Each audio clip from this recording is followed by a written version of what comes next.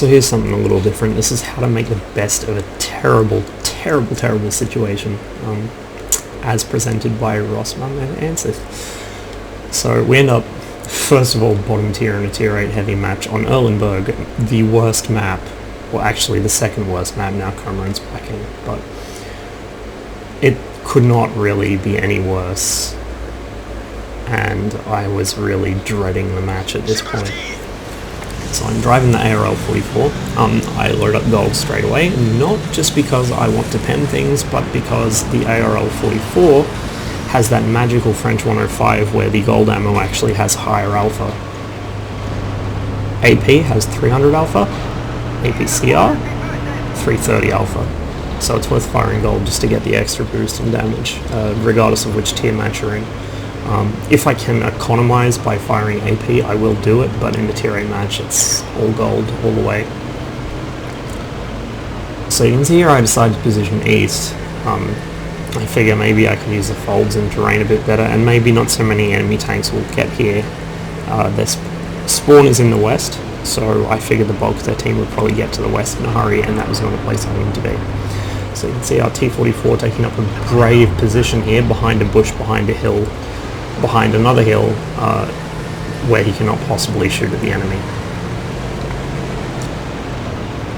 Our T-34-3 decides he wants to stay with the T-44, another brave soul, while myself and Ansith, the two tier 6s, are left to actually pick up the slack and do some fucking work.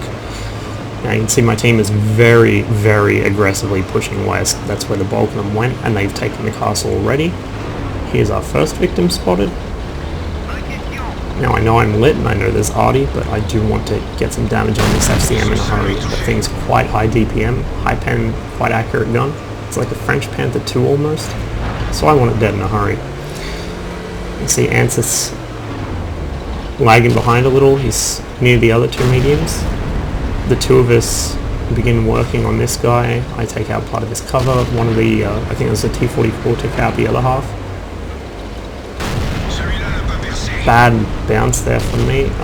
Because of the position I was in, I was kind of reluctant to go into sniper mode. I wanted to keep my situational awareness in case something crested the hill in front of me, which they eventually did. It did cost me a few shots bouncing, but in the long run, I think I had bigger problems. So you can see here, this position I'm in is not great, but it's not terrible.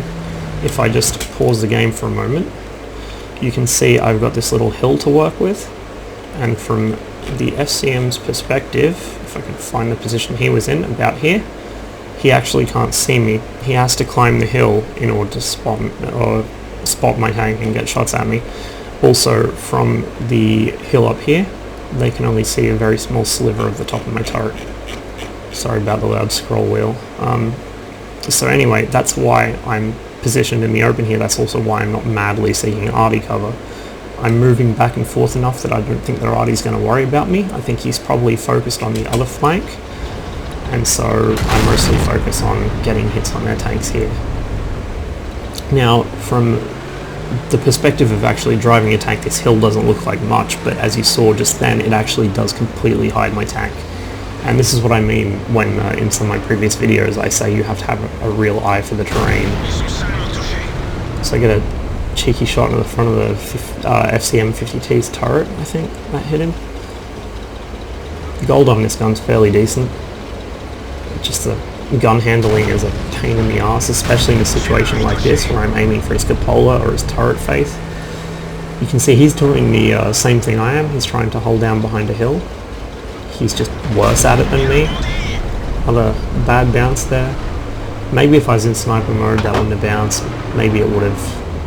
You know, I just wanted to keep an eye out on my left because I knew they would come over there sooner or later. Thankfully they chose the later option. I'm not sure why. Maybe the guys on his team on the east flank are related to my team's T-44 and T-34-3, who you'll notice still haven't pushed up. Anseth, of course, was blown the fuck up by the Roomba. So unfortunately I'm a platoon mate down, and Anseth didn't even get a single damaging shot off because fair and balanced German TDs. Now my team are definitely doing work in the west. In fact, we've got this game pretty much in the bag.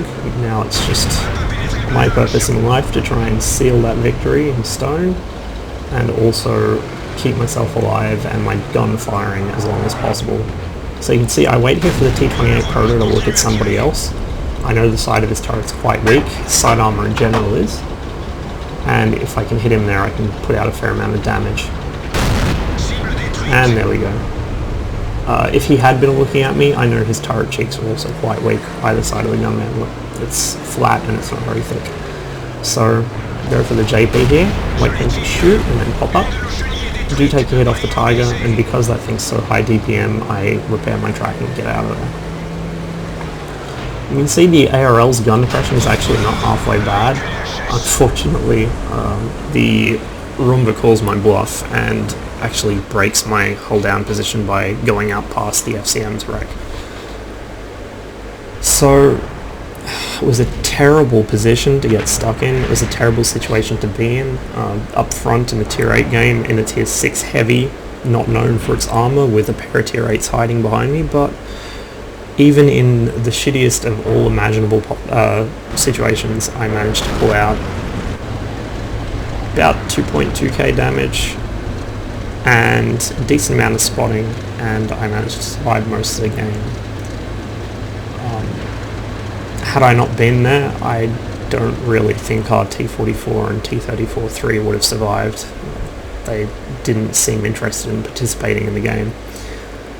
So, not the worst match ever, certainly not my best ARL match, but it does go to show a little bit of how you can improvise if you know your terrain and you know your tank. This is the kind of thing I look out for on every map, a spot where if I get caught in the open, I can dive into it and use it as cover. And I would recommend, if you're really interested in getting better at the game, you know, as well as all the obvious things like working on situational awareness or working on shot placement, or, you know, figuring out which tanks are your strong ones and how to use them. The biggest thing I would say after all of that is finding terrain that you can use to your advantage. Once you get a feel for that terrain, you can basically make every map your bitch. If you know where to go, you know why you're going there, and you know what to do when you get there, you've already got halfway to a win.